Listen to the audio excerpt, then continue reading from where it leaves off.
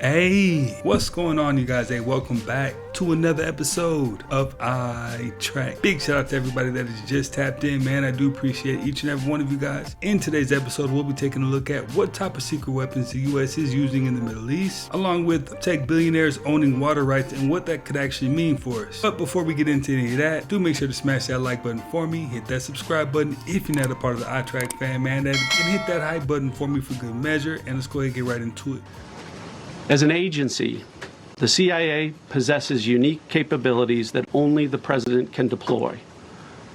Some of these capabilities fall under covert action authorities. And because covert means exactly that, I'm not going to be able to tell you everything that you want to know. At the president's direction, we deployed both human assets and exquisite technologies that no other intelligence service in the world possesses, to a daunting challenge, comparable to hunting for a single grain of sand in the middle of a desert. This was also a race against the clock, as it was critical that we locate the downed aviator as quickly as possible, while at the same time keeping our enemies misdirected. For that reason, in addition to the human and technical assets deployed by the president to find our airman, CIA executed a deception campaign to confuse the Iranians, who were desperately hunting for our airmen. On Saturday morning, we achieved our primary objective by finding and providing confirmation that one of America's best and bravest was alive and concealed in a mountain crevice, still invisible to the enemy, but not to the CIA. The next big shortage is going to be water. There's a reason why Richard Branson, Bill Gates, and a few others own 40% of all the mineral rights in the United States. They want the water rights. Soon, a cup of water like this is going to be more than a gallon of gas. Now, while we were distracted with other things, there's a danger that nobody's talking about. But it's going to hit harder than anything this decade. The world could run out of water. It's actually called Day Zero. Now, Day Zero is a moment when the water supply gets so low that governments have to shut off access to regular tap water. Remember, we're in the biggest tech transformation in history, and tech needs water. AI and data centers need water. Now, remember, 71% of the world's surface is water. Now, that's a lot of water. But here's the truth. 97% of that water is salt water, and another 2% is locked in ice. That leaves us with about 1% of easily accessible, usable water. Now, we can convert that salt water, but it's very expensive, and that water would cost about $4 to $6 a gallon. Now, this is a serious threat, but it could be a huge opportunity. There's a reason why people like Bill Gates, Richard Branson, and other billionaires are investing in water. Now, I know water rights has definitely come out of left field for most of us. So it's interesting to find out that a lot of billionaires have actually been buying water rights. Automatic registration for eligible men into the Selective Service will take effect by December of this year. The new rule will streamline the process by pulling information from existing databases instead of making men register themselves. The U.S. last activated the draft in 1973.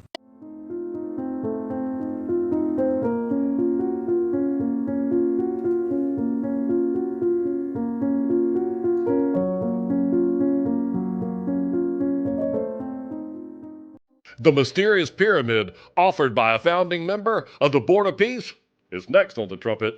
That pyramid is in Kazakhstan, and they are a founding member of the Board of Peace that was launched by President Trump. That's where the Palace of Peace is, and the boardroom at the top holds 200 people. It literally says 200 people for religious meetings.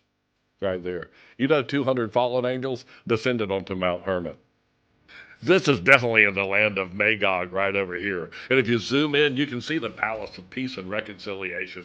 Zoom right in and then click on that dot right there in the corner. Trust me, I've clicked on all of them. And that one, oddly, takes you inside at the top of it to the Palace of Peace and Reconciliation boardroom.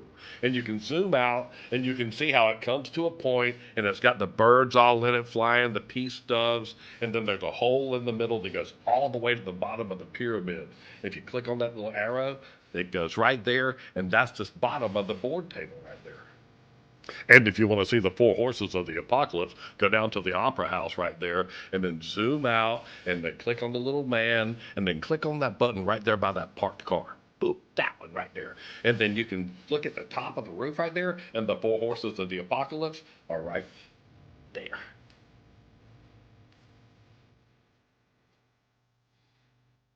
You can see two of the founding members of the Board of Peace, the Archer and the Horseman, right up there in the top corner, and the play on words between Astana and Satana.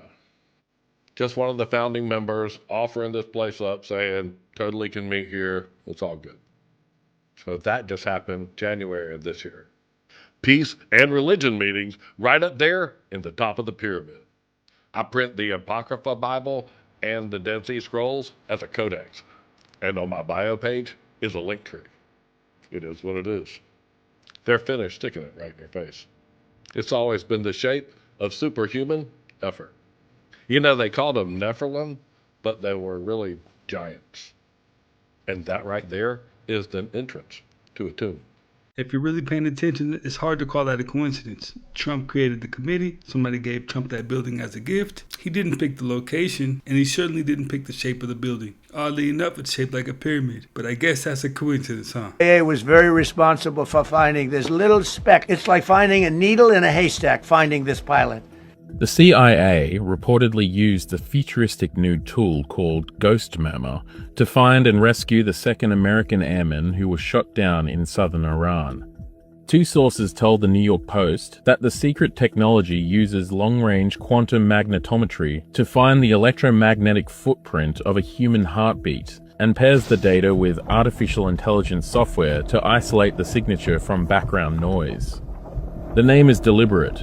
Murmur is a clinical term for a heart rhythm. Ghost refers to someone who, for all practical purposes, has disappeared. It's like hearing a voice in a stadium, except the stadium is 1,000 square miles of desert. In the right conditions, if your heart is beating, we will find you. There was one ancient site on Earth that is evidence of a lost, ancient, advanced civilization. Baalbek, which is located in Lebanon, has the largest stones that were ever quarried in human history, the largest stones that were lifted, stacked, and transported in human history, and the largest stone columns in all of classical history. So the Trilithon stones, 3 stones, 900 tons apiece. They were moved a half a mile from the quarry. They were lifted and stacked approximately 30 feet off the ground. From the top to bottom, 14 feet. And they're 62 feet long. There are approximately 200 rose granite columns that were transported from the Aswan quarry in Egypt, which is 700 miles, and the only way to get there was over these mountains. This site is not credited to anybody. They don't know exactly who did it or when, but the academics conclude that it had to have been the Romans or the Phoenicians because, of course, there was no one before them. This exceeds the known capabilities of what the Romans had. The largest stone in all of Rome is 53 tons. I could show you encyclopedias that talk about Baalbek being prehistoric in nature, dating back 11,000 years of human history. What I argue, it was found by the Romans and the Phoenicians and built upon later. A body is buried. Decomposition is the goal. The body breaks down. It returns to the earth. It becomes a part of the environment again. And even if you're in a wooden casket, that's not permanent either. That wood will eventually break down too. So over time, everything underground is slowly disappearing. And what that leaves behind is space. You took up the space, but now you're gone, so it's space. But underneath, there's nothing holding that up anymore. So naturally, the ground starts to settle. And if you've ever walked through a cemetery, especially an older one, and you see those graves that dip down a little bit, that is decomposition happening underground. So picture this, you're at the cemetery, and suddenly, boom, the ground gives out. And now poor little Johnny has fallen into a grave, and he's hurt and he's upset. Or, my personal favorite, the cemetery lawn guy, he's got his headphones in, maybe jamming to some Rihanna.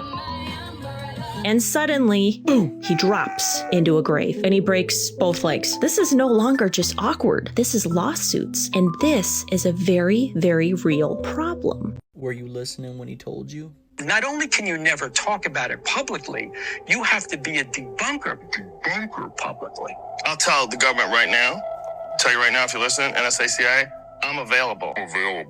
Okay, if you show me all the real wreckage, I will make fun of that crap to the end of time. I'll make up stories. I'll lie to my mother.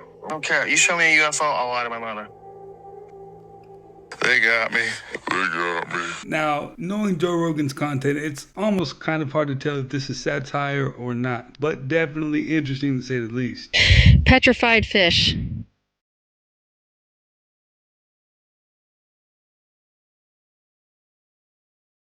That's right. It's exactly what I said. And yes, fish can petrify.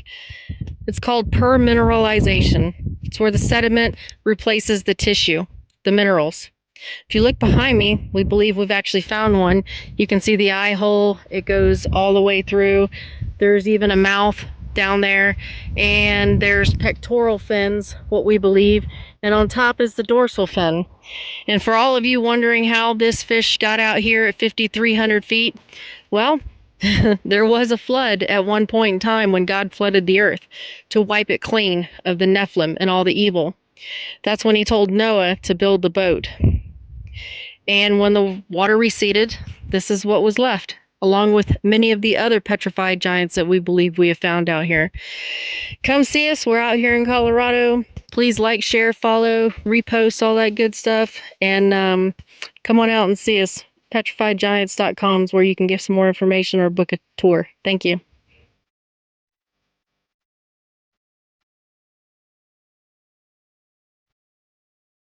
Facts, Part 944. In 2017 in Ottawa, Canada, model Kat Gallagher underwent a sclera tattoo, a rare and controversial procedure where ink is injected directly into the white of the eye. The person performing it reportedly used far too much ink and improper technique, causing purple dye to leak from her eye and triggering a serious infection. Despite emergency treatment and months of complications, she was left with permanent vision damage and a dangerously thin sclera, putting her at risk of losing the eye entirely. She later revealed the pain was excruciatingly constant, with fluid continuing to seep from her eye for several weeks, and has since spoken out to warn others about the risks of unregulated body modifications. In 2012 in Wisconsin, Dale Decker suffered a slip disc that triggered a rare neurological condition known as persistent genital arousal disorder. The disorder caused him to experience dozens, sometimes over 100, involuntary orgasms a day without any stimulation, often striking in public or at inappropriate moments. He later said the episodes took over his life, disrupting his ability to work, maintain relationships, and even grieve properly, with attacks occurring during critical moments, including his own father's funeral. Hey, it's so hard not to laugh at a situation like that. It's almost kind of like being around a person with like severe Tourette's. You gotta kind of make light of the situation, man, but you know it's tragic. Flippy the chef makes Spud spectacular. This automated grill gives the meat its sizzle, as this restaurant goes robotic. For this burger, it would take about 120 seconds. Cali Express by Flippy is the world's first AI-powered eatery. There's new technology outside the kitchen, too. A cheeseburger. Order kiosks use facial recognition to remember you, your favorite food, and how you like to pay. Then watch the robots work. No humans required. We can't get enough people to come out to work on fryers and grills, and they're dangerous jobs. And this automation helps solve a lot of those issues. 62% of restaurants report being understaffed. Industry experts say most of those unfilled jobs could be done by robots. And in California, where the minimum wage for most fast food workers will soon be $20 an hour, fewer workers equals cost savings. Dan Ives is with Wedbush Securities, a wealth management firm. Once the minimum wage went to 20, that's the bell going off. More and more focus on spending on AI. Because look, that's inflationary. That's the problem. You can't necessarily pass all that to the consumer. Flippy can cook 250 pounds of French fries an hour. The burger bot, 100 patties. These restaurants are very, very busy at peak times, and every second that gets added to somebody waiting in the drive-thru is a lost revenue opportunity for that restaurant. Is it costing people their jobs? That's not what we've seen. It's really here to help people. Humans at Cali Express will put the finishing touches on orders. For customers, the price of the meals are competitive. As for taste, is it going to affect the quality and the taste? I would say yes, in a good way, because now each burger is being cooked precisely the same way every time. Time will tell whether AI takes over kitchens everywhere. That will be up to the public to chew on. Hey, as long as the food is good and the order is always right, I'm pretty sure people will just let it go and not even care. But let there be one wrong order, or let the fries just be way too salty. Yeah, you'll start to have an issue there. Because of the moon landing, for the first time in 4.5 billion years, we know what the backside of the moon, or the dark side of the moon, looks like. And let's be honest, we objectively got the better looking side of the moon. I mean, look at that. I don't mean to body shame the moon, but what is going on there? And I don't know why I thought the moon was just all white all around all the time, but even the astronauts in the live stream were surprised at how brown certain sections of the moon was. Statue goes from beggar to angel in the Vatican. Beggar here at the Vatican in St. Peter's Square. It's a beautiful sculpture by Timothy Schmaltz. And when you turn around, it turns into an angel. Not beautiful? Here's how much it costs to keep the world's richest man alive. And it's way more than you think, because Elon Musk started with just 2 bodyguards. But after 2 people were arrested near the Tesla headquarters for trying to harm him, that changed quick. So now he travels with 20 armed bodyguards, who are basically his own secret service. They're even with him at every event, every house, every trip, and yes, even in the bathroom. So how much does it cost to protect the world's richest man? $3 million a year. Walmart is not content with using facial recognition. They have a patent for emotional recognition, because it's not enough to know who you are, it's not enough to know what you're looking at, but I need to know what you think about it as you're looking at it. And I wish I were making this up. They have a patent for emotional recognition to read the looks on people's faces and decide, does somebody look bored? Does somebody look happy? Do they look angry? I'm sure that will never be weaponized against us either. Do not want to touch that. That walking mustache will tear you up. That was the puss caterpillar. They're found in the United States, mostly Texas. And they just so happen to be the most dangerous caterpillar in the country. You see, the only thing you really notice about them at first glance is their awesome haircut. But underneath all that hair are venomous spines. And these venomous spines pretty much run all the way across the caterpillar's body. Hiding your stingers? That seems kind of unfair. But what's worse is each venomous spine has its own venom gland. So the more spines you touch, the worse it gets. If you grab one, I am sorry. And if you do get poked, you're gonna get met with immediate searing pain and swelling, followed by vision problems, difficulty breathing, and blisters that can last for weeks. And the pain is said to be worse than the bullet ant. You know, the ant that's said to have the most painful sting in the world. Moral of the story, if you ever see this walking toupee out in the wild, trust me, you don't want to touch it. And as always, follow for more facts. I'm gonna go ahead and say that's the top 2 creepiest insect on my channel, hands down.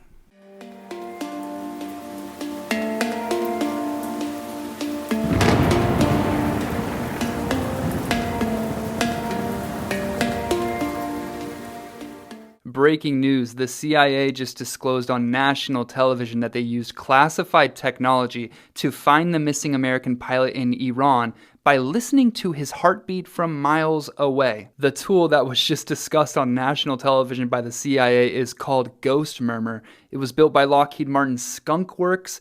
Ghost Murmur uses something called quantum magnetometry to detect the electromagnetic field your heart produces every time it beats. A couple hours ago, CIA claimed that every heartbeat has a specific fingerprint. That signal is incredibly faint, but Ghost Murmur, this new technology, picks it up from miles away, even through mountains, buildings, and desert terrain. Then artificial intelligence kicks in and filters out everything else. Wind, animals, vehicles, other humans, gone, until it isolates one single heartbeat. A CIA source described it like, it's like hearing a voice in a stadium, except the stadium is 1,000 square miles of desert. If your heart is beating, we will find you. This was the first time it was ever used in a real mission. And remember, the pilot that was missing, who was an American weapons systems officer, he was hiding in a mountain crevice at 7,000 feet, invisible to drones, too deep for thermal imaging, with hundreds of enemy soldiers hunting this guy. Ghost Murmur, this new technology, found him. SEAL Team 6 extracted him, and the U.S. destroyed over $200 million worth of its own aircraft on the ground just to make sure that this technology didn't fall into enemy hands. Now everything makes more sense. That's how valuable this tech is. That's how far ahead our technology is, and that's just what they're willing to tell us about. I think I am probably the most accurate reporter on the internet. If you go back and watch my videos on this Iran conflict, I just made a video about classified technology, and here we are, the CIA disclosing this type of information. Follow for more. Now, if you're using even just a little bit of your critical thinking and understand that they've already created the technology to track people simply by the pattern of their heartbeat, you can understand that if they want to surveil you, they can do so very easily, and they probably have been doing this at a very high level for a long time. A member of our government has told you and others, I guess, that there is a form of alien life and machinery which maybe brought this living creature here that interacted in some form with people? Yeah, they have, and they've. It's pretty wild. I know, but I'm just telling you, I'm not going to lie to you. I'd take a lie to tell you. You want to put me on a polygraph, I'll take it. But this is what the guy told me. I mean, I've had a very high-ranking naval official describe. I've talked about this before. Underwater craft, something big as a football field, moving at over 200 miles an hour. And there's no fish in the ocean that would do that. We don't even have a sub that'll probably do 40 miles an hour under the. And the last thing he said before he left my office was, it was kind of weird because he didn't go out he went out the side door, which nobody ever uses. And he looked at me and pulled me up close. He said, "Tim, they're real." And that's the last thing he said to me. That'll be the title of my book, I guess. Matt Gaetz was involved in something here just recently. He was interviewed and he talked about this interbreeding thing with. We saw that. We saw that. Well, that's a true story. That was military personnel. I think that would be a good story to talk to him about if y'all can do that. Right. He says he learned that from someone in the military. Yeah, absolutely. It was a guy who was an officer in uniform. Yeah. And Matt and I and Representative Luna, we all went down to Florida, and we were turned away. And then Matt made a phone call to somebody at the Pentagon, and all of a sudden they opened the doors and brought the pilots in that were supposed to tell us the story in the first place. And he can probably elaborate a little bit more on that. But that was pretty fantastic. That was a made-for-TV special right there in itself. President Trump reportedly said he is considering a joint venture with Iran to charge tolls on ships passing through the Strait of Hormuz. He went on to say it's a way of securing it. President Trump also said the U.S. will help with traffic build up in the strait and big money will be made. The far side of the moon, or the dark side as it's sometimes wrongly called, is the part of the lunar surface that faces away from Earth. Even when the moon is at its biggest and brightest, we will never see the far side from our planet. But on Monday, the 4 astronauts on NASA's Artemis 2 moon mission will become the first humans to see some of those regions. The crew will travel the furthest into space that humans have ever been, reaching more than 250,000 miles from Earth and taking photographs of the lunar surface from within 4,000 miles. This is also when they will completely lose contact with Earth.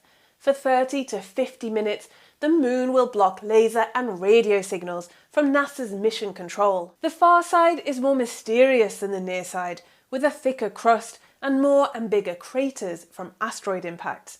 But it's not an unexplored place. Robotic probes from India and China have photographed it and even landed there. But human eyes have seen little of it directly, and as a place where countries might want to build a lunar base or even extract water to sustain a human presence, it's an area that the US want to know as much about as possible to get ahead in the global space race. The scariest part of the Artemis 2 mission hasn't happened yet. They've slingshotted around the moon and they're headed back, but now they're about to hit re-entry. They'll hit the atmosphere going 32 times the speed of sound. That's a new speed record for how fast any human has ever traveled. And their heat shield needs to protect them from temperatures half as hot as the sun. So it's designed using a special material that wears away as it heats up, carrying that heat off into space. But during Artemis 1, it wore away more than expected. So they updated the trajectory for Artemis 2 to limit how long it'll experience really high temperatures. But the atoms in the atmosphere around them will still heat up a lot, creating this wall of super hot plasma, which will briefly cut off their radio contact with Earth. Don't panic when that happens. The whole re-entry will last about 10 minutes, and it'll end with the capsule releasing parachutes to help them splash down in the Pacific Ocean. It is incredible that we can do this, and this is just part 2 of 4 missions. So to see what happens next, follow along. Your friend walks into a room and screams. She says she saw a shadow figure. Hey, what's wrong? What? What? So what's going on here? A grounded explanation might point to air pressure, drafts, or even the movement of people off camera causing the flaps to shift. Hallucinations, by definition, aren't visible to cameras, so anything captured on film would need a physical cause. But some viewers aren't convinced it's that simple. What if the shadow figures he sees aren't just symptoms of a condition? What if something is actually there, and his mind is simply more tuned into seeing it?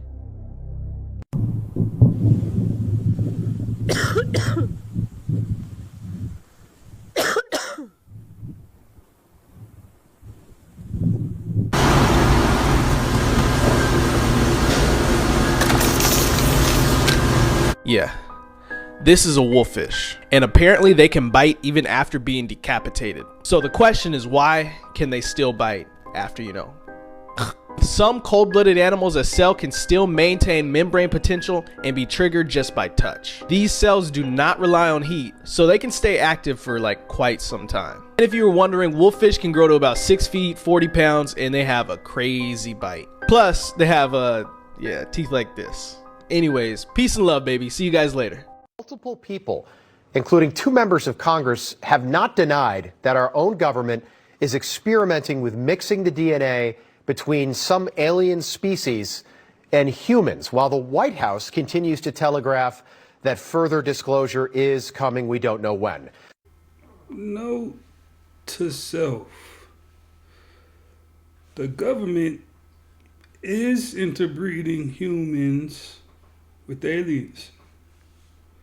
You never know who you're talking to, so be careful.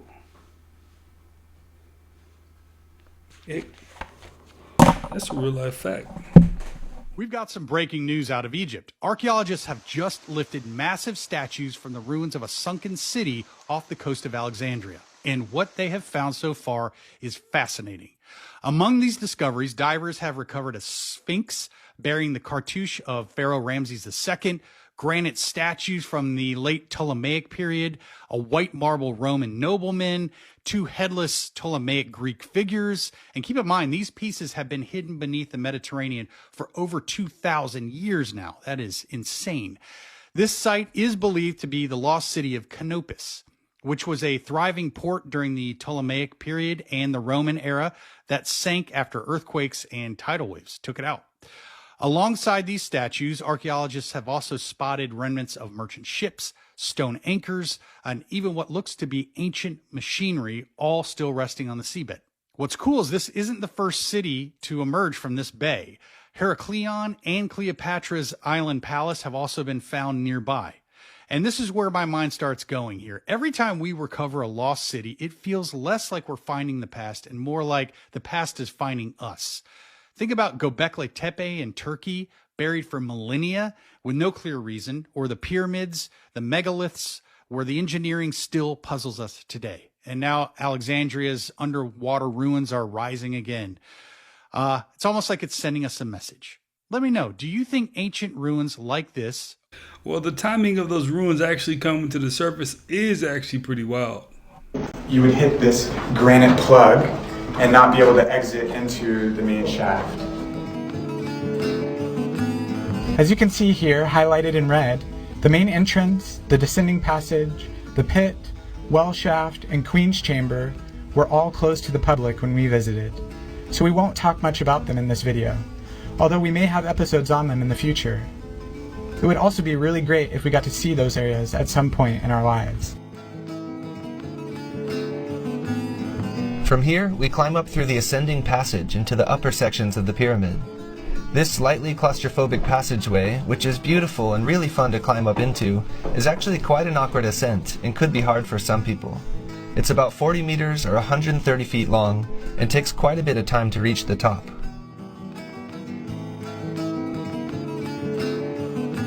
As we emerge into the Grand Gallery, we stand in awe at this stunning architectural masterpiece. The unique notched walls and ceiling show an incredible degree of craftsmanship in the design, and the precise mathematics incorporated into this room are fascinating.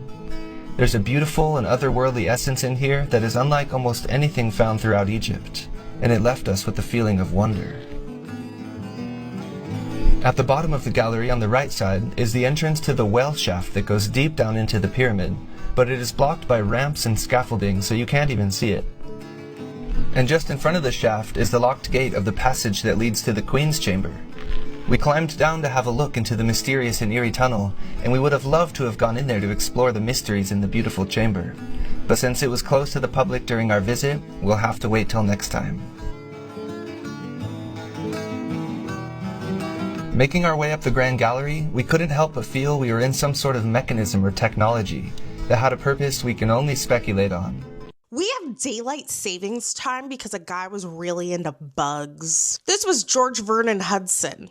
He was a postal worker by day and a certified bug boy by night. He really liked collecting insects, obviously, but he had to work at the post office during the day. So when he got off work, he went to go find the bugs, but there were no bugs because it was nighttime. So instead of just waking up earlier and going to work earlier and looking for bugs earlier, he decided to give us daylight savings time. Do you know how much these 4 astronauts on Artemis are getting paid? These heroes who are being blasted off further into deep space than any human has ever gone. You'd think something like this would qualify for hazard pay or, some sort of mission bonus, overtime, but no. But they do get extra money. They get a stipend per day, $4 to $5. They are federal employees, and they are paid like astronaut federal employees, which makes anywhere between $80 to $160K a year. They're getting paid on something called a general schedule, which is like other federal workers. Experienced astronauts get over $150K. So yeah, going to the moon, it's treated like any other work travel. If anything, they're like, hey, your food and accommodations are covered.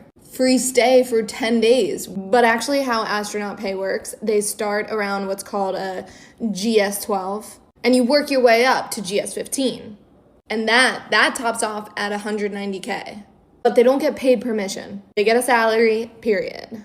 So whether you're training, flying, or literally orbiting the moon, same paycheck hits. There's that crazy example in 2025 when 2 astronauts went up to ISS for what was supposed to be a week, and it ended up being 289 days because of issues with the Boeing's Starliner. So what went from a week to 9 months stuck in space, you're thinking, surely they must have been paid extra. Nope.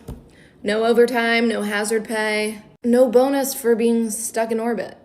The real bonus is being able to say you made history and pushed science forward for all humanity. Something about that just isn't adding up for me. Just isn't making too much sense because they're putting their life on the line, right? And most might say for good reason. But the pay isn't paying. But is the risk worth the reward? Guess that's up to the person. Okay, so let's go ahead and start from the beginning. What exactly a Ghost Murmur is and what it actually does. Let's get deep into it. So, why exactly is this considered the CIA's most powerful surveillance weapon to date? Well, it has the ability to track and lock on the single heartbeat of one person, friend, or foe from 40 miles away. On April 2026, this concept became a reality. With this classified tech, US forces didn't even need a radio signal. They could locate a single man hidden in a cave from 40 miles out just by zeroing in on his heartbeat. Our 3D animators created a simplified model of this overclocked system to show how it works. It uses engineered synthetic diamonds to create a long-range quantum sensor. Strapped to a helicopter, it can detect the tiny electromagnetic pulse of a beating heart from miles away. So why use this specific technology to find the missing weapons system officer instead of the usual tech? Well, it is because infrared cameras and satellites are completely useless when your target is buried deep inside a mountain. In short, the CIA can now track your actual heartbeat. If you're in friend, this tech could be the lifeline that brings you home. But if you're the enemy, not even the caves or the desert can hide you anymore. How the US deployed the CIA's secret weapon. In early April 2026, the CIA pulled the curtain back on a terrifyingly advanced piece of technology. The mission: to rescue a downed F-15 East Strike Eagle weapons systems officer, known to the public only as Dude 44 Bravo. To find him, the US military mounted highly classified heartbeat scanning technology onto Black Hawk helicopters and HC-130J Combat Kings to sweep the battlefield. Developed by Lockheed Martin's legendary Skunk Works, the system is officially based on quantum magnetometry. But in the field, it goes by a much cooler name, Ghost Murmur. This secret weapon allowed US forces to find a man hiding in a cave from up to 40 miles away, simply by listening to his heartbeat. The implications are staggering. Imagine you're an enemy combatant or a fugitive hiding deep in the desert. With one squeak, this technology point your exact location even through solid rock. So how exactly does it work? To understand Ghost Murmur, you have to look at the physics of the human body. Every single time your heart beats, your muscles depolarize, generating a faint electromagnetic field. Normally, a doctor has to place sensors directly onto your bare chest just to read it. Ghost Murmur takes that concept and scales it up to a battlefield level using long-range quantum magnetometry. The core of the system relies on microscopic, engineered defects inside synthetic diamonds known as metrogen vacancy centers. At the quantum level, these defects are hypersensitive to even the smallest fluctuations in magnetic fields. When mounted on a helicopter, these quantum sensors cast a massive, invisible net over the landscape, registering the microscopic electromagnetic footprint of a human heart from miles away. But there is a catch. A quantum sensor is almost too good. It absorbs everything. A modern battlefield is flooded with electromagnetic noise. The Earth's natural magnetic fields, solar radiation, enemy radar, and radio chatter. If you look at the raw data, it's just pure static. To actually find the pilot, Ghost Murmur relies on a heavy-duty artificial intelligence processing engine.